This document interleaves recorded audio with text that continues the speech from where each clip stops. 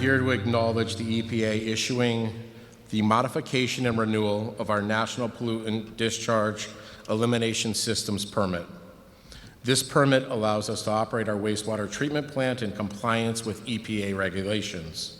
Also, we're announcing the award from the EPA to MassDEP of a grant of $4.5 million to assist the city of Chicopee to meet the requirements of the permit modifications. That's worth an applause.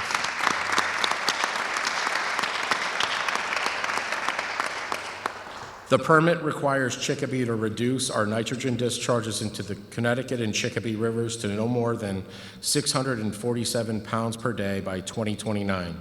This requirement makes changes to our treatment plant necessary, and the total cost of the repairs and modifications is estimated to be $65.2 million over the next 7 years. To comply with the permit requirements, in order of compliance, Chicopee has developed a 3-phase project to achieve compliance by 2029. The first phase will cost, coincidentally, about $4.5 million.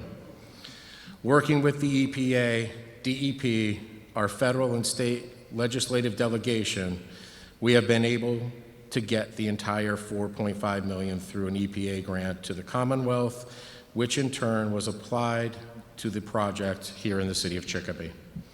We are grateful to Congressman Neal for his work in obtaining this grant and providing the funding for this work. The ratepayers will not see an increase due to this compliance requirement, at least for the first 2 years of work. So I participated in the first Earth Day as a student at AIC. And I can't tell you how consequential that turned out to be. So here we are in the 50th anniversary of the Clean Water Act. 50 years of clean water. So if I said to a group of students rhetorically, what has done more to increase life expectancy in the world than any other accomplishment? And the answer is clean water. We tend to look at local news or state news, and the first thing we flash to is Washington, or we flash to Boston. The truth is, you can do great things right here in city council chambers, in our schools, participating in tree planting, to get people to become more conscious of trash disposal, and all of those things that are so important. Recycling is a big deal. Today, MassDEP is pleased to publicly recognize the City of Chicopee as the city takes another step forward in protecting the environment. MassDEP, in association with EPA, is pleased to be able to support the city with the grant announced today as the city begins the process of reducing nitrogen from its wastewater treatment plant.